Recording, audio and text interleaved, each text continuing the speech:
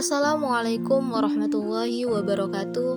Perkenalkan, saya Erika Dewi dengan NIM 4213131050. Saya berasal dari Prodi Pendidikan Kimia Universitas Khairun. Nah, untuk memenuhi tugas UTS dari mata kuliah Kimia Sekolah Menengah Kejuruan dengan dosen pengampu yaitu Bapak Ilham Mauraji SPD MPD, saya mengambil topik tentang konversi sampah plastik menjadi BBM. Nah, bagaimana bisa sampai plastik jadi BBM? Untuk mengenai lebih lanjutnya, kita simak video pembelajaran berikut ini. Baiklah, adapun indikator yang akan kita bahas pada tema kali ini, yang pertama ada plastik, yang kedua ada sifat termal, yang ketiga ada daur ulang sampah plastik, dan yang keempat ada konversi sampah plastik menjadi BBM. Baik teman-teman, sebelum kita membahas lebih lanjut tentang plastik, kita harus tahu dulu apa itu pengertian dari plastik. Nah, plastik sendiri adalah salah satu jenis makromolekul yang dibentuk dengan proses polimerisasi. Nah, kira-kira polimerisasi itu apa sih? Nah, polimerisasi adalah proses menggabungan beberapa molekul sederhana atau kita sebut sebagai monomer melalui proses kimia menjadi molekul besar atau makromolekul atau bisa juga disebut sebagai polimer. Nah, plastik sendiri itu merupakan senyawa polimer yang unsur penyusun utamanya itu adalah karbon dan hidrogen. Jadi, untuk membuat plastik, salah satu bahan baku yang sering digunakan itu adalah nafta, yaitu bahan yang dihasilkan dari penyulingan minyak bumi atau gas alam. Sebagai gambaran nih teman-teman, untuk membuat 1 kg plastik, kita itu memerlukan 1,75 kg minyak bumi untuk memenuhi kebutuhan bahan bakunya maupun kebutuhan energi prosesnya. Nah, tadi kan kita sudah tahu tuh ya apa pengertian plastik, dan plastik itu tersusun dari apa-apa aja. Selanjutnya kita akan membahas tentang jenis plastik. Nah, plastik sendiri itu dapat dikelompokkan menjadi dua macam teman-teman. Apa aja? Yaitu termoplastik dan termosetting. Termoplastik sendiri adalah bahan plastik yang jika dipanaskan sampai temperatur tertentu akan mencair dan dapat dibentuk kembali menjadi bentuk yang diinginkan. Sedangkan termosetting adalah plastik yang jika telah dibuat dalam bentuk padat tidak dapat lagi dicairkan kembali dengan cara dipanaskan. Jadi bisa kita simpulkan berdasarkan sifat kedua kelompok plastik tadi ya teman-teman. Jadi termoplastik itu adalah jenis yang memungkinkan untuk didaur ulang. Jenis plastik yang dapat didaur ulang diberi kode berupa nomor untuk memudahkan dalam mengidentifikasi, dan penggunaannya dapat dilihat pada tabel berikut ini. Baik, berikut ada saya tampilkan beberapa kode dan jenis plastik. Yang pertama itu ada kode PET dengan jenis plastik polyethylene terephthalate, yaitu dapat kita temui pada botol kemasan air mineral, botol minyak goreng, jus, botol sambal, botol obat, dan botol kosmetik. Selanjutnya ada dengan kode HDPE, yaitu High Density Polyethylene. Kira-kira dapat kita temui di mana sih? Jadi untuk jenis plastik HDPE itu dapat kita temui pada botol obat, botol susu cair, jerigen pelumas, dan botol kosmetik. Nah, yang ketiga ada PVC, yaitu polyvinyl chloride. Dapat kita temui pada pipa selang air, pipa bangunan, mainan, tapak meja dari plastik, botol sampo, dan botol sambal. Selanjutnya ada dengan kode LDPE, yaitu Low Density Polyethylene. Nah, itu dapat kita temui pada kantong kresek, tutup plastik, plastik pembungkus daging beku, dan berbagai macam plastik tipis lainnya. Untuk kode dan jenis plastik masih ada banyak lagi yang belum saya sebutkan di PPT ini. Baiklah, kita masuk kepada indikator yang kedua, yaitu sifat termal. Nah, sifat thermal sendiri dari berbagai jenis plastik sangat penting dalam proses pembuatan dan daur ulang plastik. Sifat-sifat thermal yang penting adalah titik lebur, temperatur transisi, dan temperatur dekomposisi. Kira-kira apa sih itu pengertiannya? Nah, kita masuk kepada temperatur transisi. Temperatur transisi adalah temperatur di mana plastik mengalami perenggangan struktur sehingga terjadi perubahan dari kondisi kaku menjadi lebih fleksibel. Nah, selanjutnya adalah temperatur lebur. Nah, kira-kira apa sih itu temperatur lebur? Jadi, temperatur lebur adalah temperatur di mana plastik mulai melunak dan berubah menjadi cair. Sedangkan yang ketiga adalah temperatur dekomposisi. Jadi temperatur dekomposisi merupakan batasan dari proses pencairan. Jika suhu dinaikkan di atas temperatur lebur, plastik akan mudah mengalir dan struktur akan mengalami dekomposisi. Dekomposisi terjadi karena energi termal melampaui energi yang mengikat rantai molekul.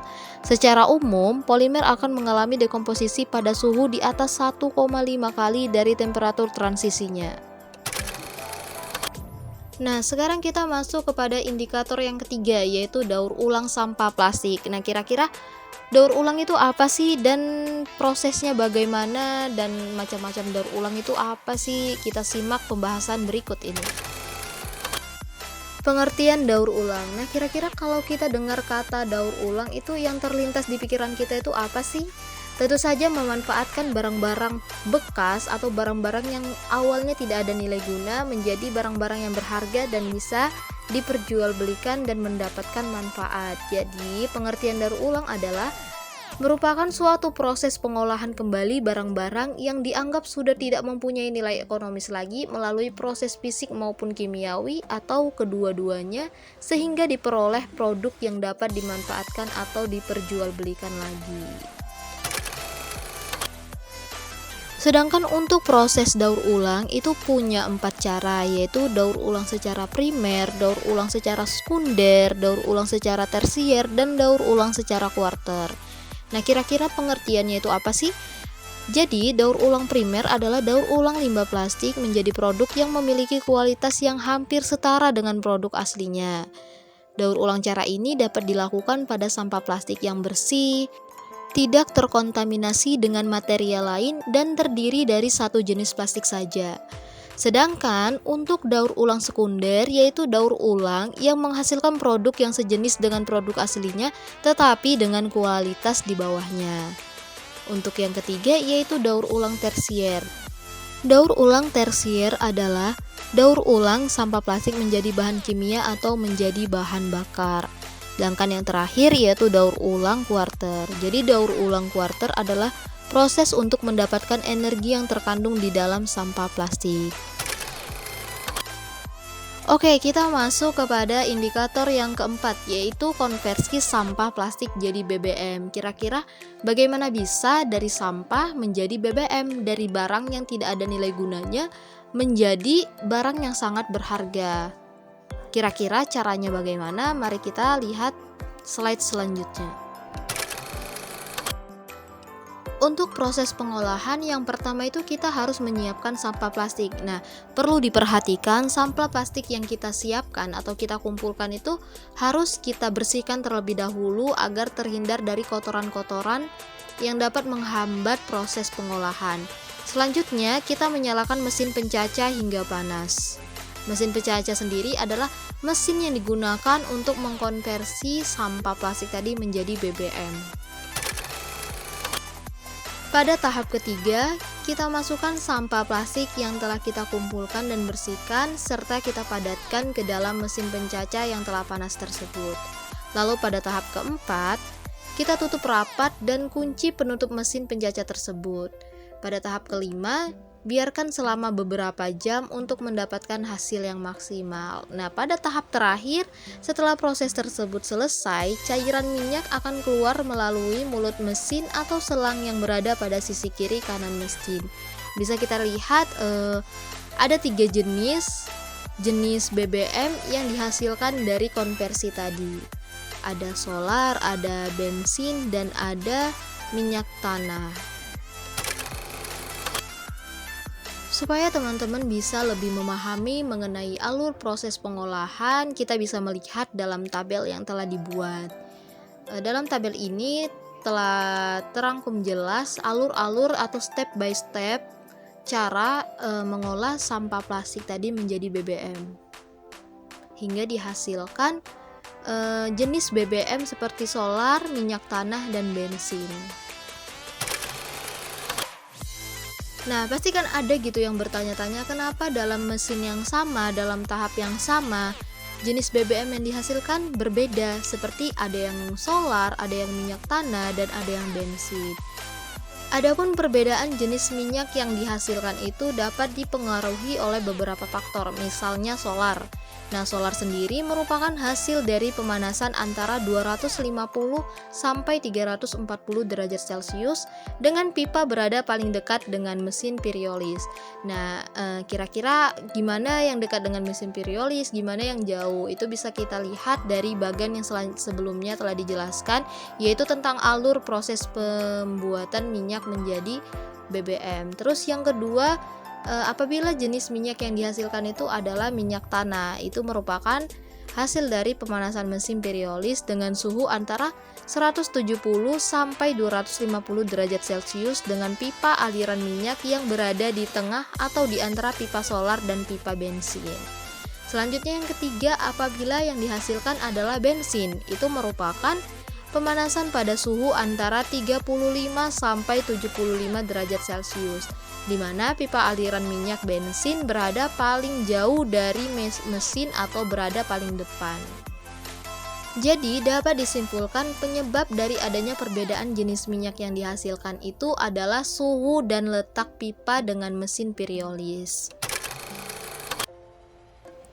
Hingga pada akhirnya dari tema yang kita bahas hari ini, kita dapat menyimpulkan bahwa proses pengolahan sampah plastik dimulai dari pemilihan sampah plastik, proses pencacahan dalam mesin pencacah, hingga keluarnya hasil pengolahan sampah plastik menjadi cairan sejenis bahan bakar. Dan jenis-jenis bahan bakar yang dihasilkan pun berupa jenis solar, bensin, dan minyak tanah. Baiklah, mungkin cukup sekian yang dapat saya sampaikan pada tema kita kali ini, yaitu konversi sampah plastik menjadi BBM. Nah, saran dari saya, mari kita jaga lingkungan, hindari membuang sampah sembarangan, apalagi sampah plastik yang sulit terurai oleh tanah, dan budayakan serta kita harus menemukan inovasi-inovasi baru untuk mendaur ulang sampah menjadi barang yang bermanfaat. Terima kasih. Wassalamualaikum warahmatullahi wabarakatuh.